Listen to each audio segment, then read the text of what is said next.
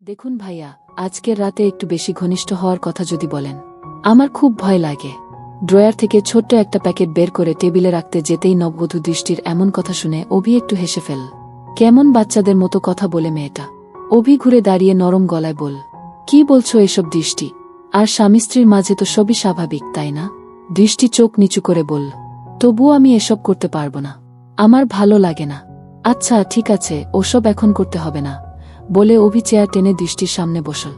দৃষ্টি কিছুটা ইতস্তত করে বলল, তাহলে ওই যে ড্রয়ার থেকে প্যাকেট বের করলেন, ওগুলো কেন? আমি জানি এগুলো কি কাজে লাগে, ভাবি একদিন বলেছিল। অভি হেসে বলল, যেভাবে তোমাকে ভাবি বলেছে, আমাকেও এক বন্ধু মজা করে দিয়েছিল। এর বেশি কিছু না। লাল শাড়িতে লাজুক মুখের দৃষ্টি যেন স্বর্গের কোনো অপ্সরা। তার চোখে এখনো ভয় আর অচেনা এক সংকোচ। গত বছর দুর্ঘটনায় মা বাবা হারানোর পর অভির মা বাবাই দৃষ্টিকে নিজের ঘরে তুলে নিয়েছিলেন, আর আজ তাদের ইচ্ছা পূর্ণ হয়েছে। অভি কিছুদিন হলো একটা বড় কোম্পানিতে চাকরি পেয়েছে।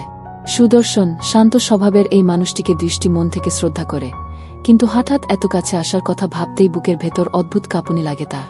ঘোমটার নিচে গরমে ও লজ্জায় ঘেমে যাচ্ছে দৃষ্টি। অভি নরম গলায় বলল, গরম লাগছে তো, ঘোমটা সরিয়ে বসো। দৃষ্টি একটু পেছিয়ে গিয়ে বলল, ঘোমটা সরালে পড়ে যদি আপনি আমাকে কাছে টানেন? আমি কিন্তু সব বুঝি। অভি মুচকি হেসে বলল, আরে তুমি যেমন ভয় পাচ্ছ, আমি তেমন কিছু করব না। শুধু স্বাভাবিকভাবে কথা বলবো, একে অপরকে বুঝো। দৃষ্টি চুপ করে রিল। ঘরটা যেন নিস্তব্ধ হয়ে গেল। বাইরের হালকা বাতাসে পর্দা দুলছে, অথচ তাদের দুজনের চোখে অদ্ভুত এক টান, যেন কিছু না বলেও অনেক কিছু বলা হয়ে যাচ্ছে। ঘড়ির কাঁটা রাত 12টার কাছাকাছি। ঘরে হালকা আলো, বাইরে থেকে চাঁদের আলো এসে পড়েছে জানালা দিয়ে। দৃষ্টি চুপচাপ বিছানার একপাশে বসে আছে, ঘোমটা কপাল থেকে খানিকটা নেমে এসেছে। হাতে কাচের চুড়িগুলো মৃদু শব্দ করছে, কিন্তু তার চোখে স্পষ্ট ভয় আর লজ্জা। অভি বিছানার অপর পাশে এসে বসল, কিন্তু খুব কাছে নয়। এভাবে চুপ করে থাকছ কেন? আজ তো আমাদের প্রথম রাত, কথা তো বলো। দৃষ্টি মাথা নিচু করল, জানি না কি বলব। সবকিছু আমার কাছে নতুন। অভি নরম গলায় বলল, নতুন বলেই তো ধীরে ধীরে অভ্যস্ত হয়ে উঠতে হবে। আমি তোমাকে কখনো জোর করব না, কিন্তু তোমাকে বুঝতে চাই। দৃষ্টি একটু অবাক হয়ে তাকাল অভির দিকে। তার চোখে যেন আন্তরিকতার এক আশ্বাস আছে। অভি মুচকি হেসে বলল, জানো, ছোটবেলা থেকেই তুমি অন্যরকম ছিলে আমার চোখে। শান্ত, ভদ্র, আর সবসময় সবার কথা ভাবতে। তোমাকে যখন প্রথম দেখি লাল রঙের ওড়নায়, মনে হয়েছিল যদি তুমি একদিন আমার জীবনের অংশ হও, তবে সেটা হবে আমার জন্য সবচেয়ে বড় পাওয়া। দৃষ্টির গাল হালকা লাল হয়ে উঠল। এত কথা আগে বলেননি কেন? বলিনি, কারণ ভয় ছিল। হয়তো তুমি আমার জন্য তৈরি নও। দৃষ্টি এবার মৃদু হেসে বলল, আপনি জানেন, আমি আপনাকে কখনো না বলতাম না, কিন্তু আজ হঠাৎ এত কাছাকাছি আসা, ভয় লাগছে। অভি আস্তে করে তার হাত ধরল। ভয় পাওয়ার কিছু নেই। কাছে আসা মানেই কিছু করে ফেলা নয়। কাছে আসা মানে তোমার চোখের দিকে তাকিয়ে তোমার ভেতরের কথা পড়া, তোমার হাতের উষ্ণতা অনুভব করা। দৃষ্টি অবাক হয়ে দেখল, অভির হাত একদম উষ্ণ, কিন্তু শক্ত করে ধরা নয়, শুধু এক আশ্বাসের মতো। বাইরে হালকা বাতাসে পর্দা দুলছে, আর ঘরের ভেতর নীরবতার মাঝেও এক ধরনের রোমাঞ্চ ছড়িয়ে পড়েছে। দৃষ্টি ধীরে ধীরে স্বস্তি অনুভব করছে। দৃষ্টি, আজ আমরা শুধু কথা বলব। চাইলে তোমার ছোটবেলার গল্প শোনাও, কিংবা আমার প্রথম চাকরির দিনের গল্প শোনো। দৃষ্টি একটু হেসে বলল, আপনি নিশ্চিত কিছুই করবেন না? অভি মজা করে বলল, কিছু করব না বলিনি, বলেছি তোমার অনুমতি ছাড়া কিছু করব না। দৃষ্টি লাজুকভাবে মুখ ফিরিয়ে নিল, কিন্তু ঠোঁটের কোণে হাসি ফুটে উঠল। ঘরের ভেতর যেন এক মিষ্টি খেলা শুরু হয়ে গেল। চোখের চাওয়া, হাসির আড়ালে লুকানো সংকেত, আর এক অদ্ভুত টান, যা তাদের ধীরে ধীরে একে অপরের দিকে নিয়ে যাচ্ছে। বাইরে মাঝরাতের নীরবতা। দূরে কোথাও কুকুরের ডাক শোনা যাচ্ছে, আর মাঝে মাঝে রাস্তার বাতির নিচে পতঙ্গ উড়ছে। ঘরের ভেতর দৃষ্টি ও অভি এখনো পাশাপাশি বসে আছে, কিন্তু এখন তাদের মধ্যে দূরত্ব আগের চেয়ে কম। অভি আস্তে করে বলল, দৃষ্টি, তোমার চোখের দিকে তাকালে মনে হয় তুমি হাজার কথা লুকিয়ে রেখেছ। দৃষ্টি লাজুকভাবে বলল, সব কথা মুখে বলা যায় না, কিছু কথা চোখেই বলা ভালো। অভি মুচকি হাসল, তাহলে আজ শুধু চোখ দিয়ে কথা বলি। দৃষ্টি এক মুহূর্তের জন্য অভির চোখের দিকে তাকাল, তারপর তাড়াতাড়ি মুখ ফিরিয়ে নিল। না, থাক, তাতে আপনি আবার কিছু ভেবে বসবেন। কিছু ভাবলে কি দোষ হবে? অভির গলায় মজার সুর, কিন্তু চোখে ছিল গভীর আন্তরিকতা। দৃষ্টি এবার হালকা হেসে ফেল, দোষ না হলেও আমি এখনো প্রস্তুত নেই। অভি ধীরে ধীরে তার কাছে এগিয়ে এল, কিন্তু কোনো তাড়াহুড়ো নেই। প্রস্তুত না হলে আমরা অপেক্ষা করব। তবে তোমার ভয়টা দূর করতে পারি, যদি তুমি অনুমতি দাও। দৃষ্টি অবাক হয়ে তাকাল। ভয় দূর করবেন কিভাবে? অভি নরম গলায় বলল, তোমার হাতটা ধরব, ঠিক আগের মতো। আর কিছু না। দৃষ্টি কিছুক্ষণ ভেবে মাথা নাড়ল। অভি তার হাত ধরল, আঙুলের ফাঁকে আঙুল জড়িয়ে দিল। সেই স্পর্শে দৃষ্টি শরীরের ভেতর হালকা শিহরণ টের পেল। দেখো, এটা তো কষ্টের কিছু নয়, তাই না? অভি বলল। দৃষ্টি চুপ করে রইল, কিন্তু তার ঠোঁটের কোণে আবারও লাজুক হাসি ফুটে উঠল। হঠাৎ বাইরে হালকা বৃষ্টি শুরু হল। জানালা দিয়ে ঠান্ডা বাতাস এসে ঘরে লাগল। অভি উঠে গিয়ে জানালার পাশে দাঁড়াল। এসো, বাইরে দেখো, কত সুন্দর লাগছে। দৃষ্টি ধীরে ধীরে উঠে এসে জানালার পাশে দাঁড়াল। বাইরে অন্ধকার, আকাশে বিদ্যুতের ঝলকানি, গায়ে বৃষ্টির হালকা ফোঁটা লাগতেই দৃষ্টি কেঁপে উঠল। অভি মুচকি হেসে তার কাঁধে হালকা হাত রাখল। ভয় পেও না, আমি আছি। দৃষ্টি চুপ করে দাঁড়িয়ে থাকল, কিন্তু বুকের ভেতর অদ্ভুত এক উষ্ণতা অনুভব করল। এই মুহূর্তে যেন ভয় আর লজ্জা মিলেমিশে এক নতুন অনুভূতি জন্ম দিচ্ছে, যা তাদের ধীরে ধীরে একে অপরের খুব কাছে টেনে আনছে। বৃষ্টি তখন আরও জোরে পড়ছে। জানালার কাছে ফোঁটা জমে যাচ্ছে। মাঝে মাঝে বিদ্যুতের আলোয় বাইরে ঝাপসা শহর দেখা যায়। দৃষ্টি জানালার ফাঁক দিয়ে বৃষ্টির গন্ধ টেনে নিচ্ছে, কিন্তু বুকের ভেতর ধুকপুকানি এখন বৃষ্টির শব্দের চেয়েও জোরে শোনা যাচ্ছে। অভি একটু পাশ ঘেঁষে দাঁড়াল। তার গায়ের উষ্ণতা দৃষ্টির কাঁধে এসে লাগতেই দৃষ্টি থমকে গেল। ঠান্ডা লাগছে? অভির কণ্ঠে ছিল মোলায়েম সুর। না, মানে। দৃষ্টি কথাটা শেষ করতে পারল না। অভি ধীরে ধীরে তার ওড়নার একপাশ কাঁধে টেনে দিল, যেন ঠান্ডা বাতাস থেকে আড়াল করে দিচ্ছে। দৃষ্টি অবাক হয়ে তাকাল। চোখে কোনো দুষ্টুমি নেই, শুধু এক ধরনের কোমল যত্ন। দৃষ্টি, অভি আসতে বলল, তোমাকে ভয় পাইয়ে দিতে চাই না, কিন্তু তোমার এই লাজুকতা, জানো, এটা আমার কাছে সবচেয়ে সুন্দর জিনিস। দৃষ্টি চোখ নামিয়ে নিল। তার আঙুলগুলো কাচের ধারে হালকা নকশা কাটছে, কিন্তু মনটা যেন কোথাও হারিয়ে গেছে। হঠাৎ বাইরে বজ্রপাত হল। দৃষ্টি হালকা চমকে অভির দিকে আরও সরে এল। অভি সেই সুযোগে তার দুই হাত নিজের হাতে নিল। দেখো, আমি বলেছিলাম না, ভয় পেও না, আমি আছি। দৃষ্টি এবার চোখ তুল। তাদের চোখ দুটো এক মুহূর্তের জন্য আটকে গেল।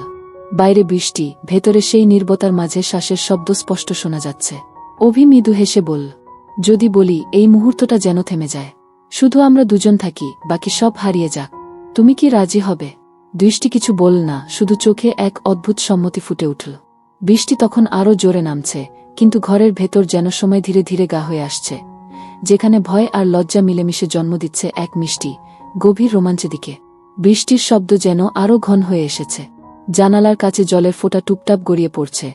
মাঝে মাঝে বজ্রপাতের আলো এসে ঘরের ভেতরকে এক মুহূর্তের জন্য আলোকিত করে দিচ্ছে। দৃষ্টি এখন অভির খুব কাছেই দাঁড়িয়ে। আগে যে ভয়টা ছিল, তা যেন একটু একটু করে মিলিয়ে যাচ্ছে। তার জায়গা নিচ্ছে এক অচেনা টান, যা তাকে না চাইলেও অভির দিকে টেনে নিচ্ছে। অভি নরম গলায় বলল, আজ তোমাকে দেখে মনে হচ্ছে তুমি ভয় পেয়ে থাকলেও আমার উপর বিশ্বাস রাখতে শুরু করেছ। দৃষ্টি চোখ নামিয়ে ফিসফিস করে বলল, বিশ্বাস তো আছে, শুধু মনে হয় সবকিছু খুব হঠাৎ হয়ে যাচ্ছে। অভি ধীরে ধীরে তার হাত ধরল। এবার আর দৃষ্টি হাত সরাল না। জানালার বাইরে বৃষ্টি, ভেতরে তাদের শ্বাসের শব্দ মিশে যাচ্ছে। দৃষ্টি, আমি তোমার হাত ছাড়ব না, যতক্ষণ না তুমি নিজে ছাড়তে বলো। অভির কণ্ঠে ছিল দ্বিধা, কিন্তু তাতে ছিল একরাশ কোমলতা। দৃষ্টি মাথা তুলল, অভির চোখে চোখ রাখল। এই দৃষ্টিতে কোনো ভয় নেই, বরং যেন কৌতূহল মিশে আছে। অভি মৃদু হাসল। জানো, তোমার চোখে এই ভেজা আলো আমার কাছে সবচেয়ে সুন্দর দৃশ্য। দৃষ্টি কিছু বলতে যাচ্ছিল, কিন্তু ঠিক তখনই বিদ্যুতের শব্দে চমকে উঠে একটু সরে এসে অভির বুকে ঠেকল। অভি থামাল না, শুধু আস্তে করে তার ওড়নার প্রান্ত ঠিক করে দিল, যেন ঠান্ডা না লাগে। বৃষ্টি তখন জানালায় আছড়ে পড়ছে, কিন্তু ঘরের ভেতরে নীরবতা আরও গভীর হয়ে উঠছে। অভি ধীরে ধীরে বলল, দৃষ্টি, যদি বলি আজ আমরা কিছু কথা জমা রাখব না, সব খুলে বলব, তুমি কি রাজি? দৃষ্টি হালকা মাথা নাড়ল। রাজি, কিন্তু আগে আপনি বলুন।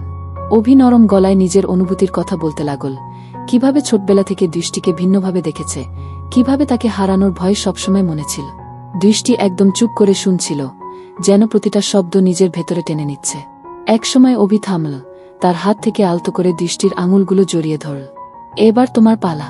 দৃষ্টি ধীরে বলল, আমি ভয় পাই, কিন্তু আপনার কাছে থাকলে সেই ভয় কমে যায়। আমি জানি না এটা ভালো নাকি খারাপ, তবে আজ মনে হচ্ছে যদি সারা জীবন এমনই থাকে, আমি খুশি থাকব। অভি তার চোখের দিকে গভীরভাবে তাকাল। এই চোখের ভেতরে যে কথা, তা কোনো শব্দে বোঝানো যায় না। বৃষ্টি তখনও পড়ছে, কিন্তু তাদের ভেতরে যেন অন্য এক স্রোত বইছে, যা লজ্জা, ভয় আর মিষ্টি রোমাঞ্চে ভরা। বৃষ্টি তখন একটু থেমেছে, কিন্তু জানালার কাছে এখনও ফোঁটা গড়িয়ে পড়ছে। ঘরের বাতাসে এক অদ্ভুত ভারী নীরবতা। হঠাৎ দৃষ্টি যেন কেঁপে উঠল। অভি অবাক হয়ে তাকাল। কি হয়েছে? দৃষ্টি কিছু বলল না, শুধু একদম সাদা হয়ে যাওয়া মুখে তাকিয়ে রিল দরজার দিকে। দৃষ্টি, বলো তো কি হয়েছে? না, কিছু না, দৃষ্টি গলা শুকিয়ে যাওয়া স্বরে বলল, কিন্তু চোখে ভয় পরিষ্কার। অভি কাছে এগিয়ে আসতেই হঠাৎ দৃষ্টি জোরে চিৎকার করে উঠল। কেউ আছেন? প্লিজ। চিৎকার এত হঠাৎ ছিল যে অভিও কিছুক্ষণ হতভম্ব হয়ে গেল। তারপর সে দরজার দিকে তাকাল। কেউ নেই। বাইরে বারান্দা ফাঁকা, কেবল দূরে ছাদের কার্নিশ থেকে জল পড়ছে টুপটাপ শব্দে। তুমি চিৎকার করছো কেন? বাইরে কেউ নেই তো। অভির গলায় বিস্ময় আর আতঙ্ক মিশে আছে। দৃষ্টি হাঁপাচ্ছে, চোখে পানি এসে গেছে। আমি মনে করেছিলাম কেউ যেন জানালার পাশে দাঁড়িয়েছিল। অভি তাড়াতাড়ি জানালার কাছে গেল। বাইরে অন্ধকার, কেবল গলির বাতির নিচে ঝাপসা বৃষ্টির ধারা। এখানে কেউ নেই দৃষ্টি। হয়তো তোমার ভুল লাগছে। দৃষ্টি মাথা নাড়ল। না, আমি স্পষ্ট দেখেছি, কালো ছায়ার মতো, আর সেই ছায়া আমার দিকে তাকিয়েছিল। অভি চুপ করে গেল।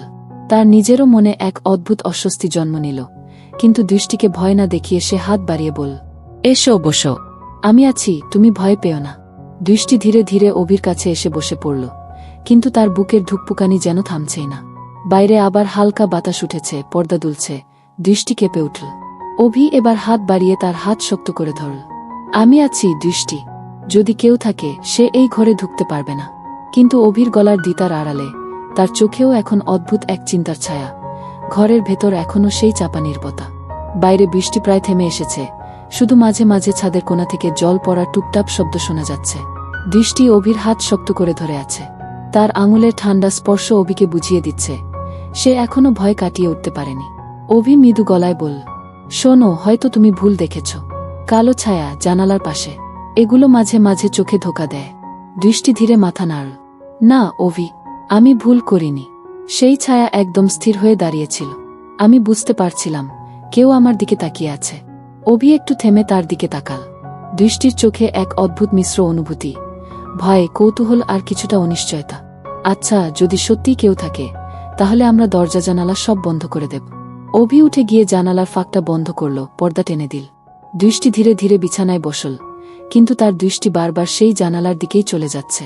অভি এসে তার পাশে বসল। দৃষ্টি, আমি তো আছি, তোমার ভয় পাওয়ার কোনো কারণ নেই। দৃষ্টি চুপ করে রইল, তারপর হঠাৎ নরম স্বরে বলল, জানো, আমি প্রথমবার এত ভয় পাচ্ছি না। আজ আমার মনে হচ্ছে তুমি পাশে থাকলে আমি নিরাপদ। অভি মৃদু হাসল। তাহলে ভয়টা আমাদের কাছে আসার একটা কারণ হয়ে গেল। দৃষ্টি একটু লজ্জা পেয়ে মুখ ফিরিয়ে নিল, কিন্তু তার ঠোঁটের কোণে মৃদু হাসি ফুটে উঠল। অভি আলতো করে তার হাত নিজের হাতে নিল, উষ্ণতা দিতে লাগল। ঠিক তখনই দূরে কোনো জানালার গ্রিলে যেন ধাতব শব্দ হল। দুজনেই থমকে গেল। অভি তাকাল দরজার দিকে, দৃষ্টি আবার চুপচাপ অভির হাতে আরও আঁকড়ে ধরল। বাইরে অন্ধকারে যেন কেউ দাঁড়িয়ে আছে, নাকি এটা শুধু বাতাসের খেলা? অভি তার কণ্ঠ ধীর করে বলল, দৃষ্টি, আমি আছি। যতক্ষণ আমি আছি তোমার কিছু হবে না। দৃষ্টি এবার কোনো উত্তর দিল না, শুধু তার মাথা অভির কাঁধে হেলিয়ে দিল। ঘরের ভেতর ভয় আর এক মিষ্টি রোমাঞ্চের অদ্ভুত মিশ্র অনুভূতি ছড়িয়ে পড়ল। ঘরটা বেশ সেদিনের মতো অন্ধকার, জানালা বন্ধ, আর জানালার বাইরে ঝড় বৃষ্টি থেমে গেছে। কিন্তু দৃষ্টির হৃদয়ের ভিতর এক অদ্ভুত উত্তেজনা কাজ করছে, যা সে আগে কখনো অনুভব করেনি। হঠাৎ অভি কানে এক অদ্ভুত শব্দ শুনল। দূর থেকে যেন কোনো ফিসফিসানির মতো শব্দ আসে। সে দৃষ্টির হাত ধরে উঠে দরজার কাছে গেল। দুজনে একসাথে দরজা খুলে বাইরে তাকালো, কিন্তু কিছুই দেখা গেল না, শুধু রাতে গা অন্ধকার আর কেবল বাতাসের মৃদু শব্দ। দৃষ্টি ধীরে বলল, হয়তো সবই আমার কল্পনা ছিল, হয়তো আমি একা ভয় পেয়েছিলাম। অভি একদিকে হাসল, একদিকে বলল, কল্পনা বা বাস্তবতা যাই হোক, আজ রাতে তোমার পাশে থাকতে পেরে ভালো লাগলো। দৃষ্টি তখন একটুখানি হাসল, সেই লজ্জা ও শিহরণ মিশানো হাসি, যা অভির হৃদয় ছুঁয়ে গেল। বিছানায় ফিরে এসে অভি বলল, জীবনে যত রহস্যই থাকুক, আমরা একসাথে থাকলে সব পারব। দৃষ্টি চোখ বন্ধ করে বলল, আমি জানি, আর আজ থেকে আমি আর ভয় পাব না। ঘরের ভিতরে তখন এমন এক শান্তি নেমে এল, যা দুইজনের মধ্যে নতুন এক বন্ধনের সূচনা করল। আপনাদের সবাইকে অনেক ধন্যবাদ এই গল্পটি শোনার জন্য। যদি আপনাদের ভালো লাগে, তাহলে নিচে লাইক দিতে ভুলবেন না। নতুন গল্প পেতে সাবস্ক্রাইব করুন আর শেয়ার করুন বন্ধুদের সাথে। আপনাদের ভালোবাসা আর সাপোর্ট ছাড়া আমরা এগোতে পারব না। পরের গল্পে আবার দেখা হবে, তখন পর্যন্ত ভালো থাকুন, নিরাপদ থাকুন।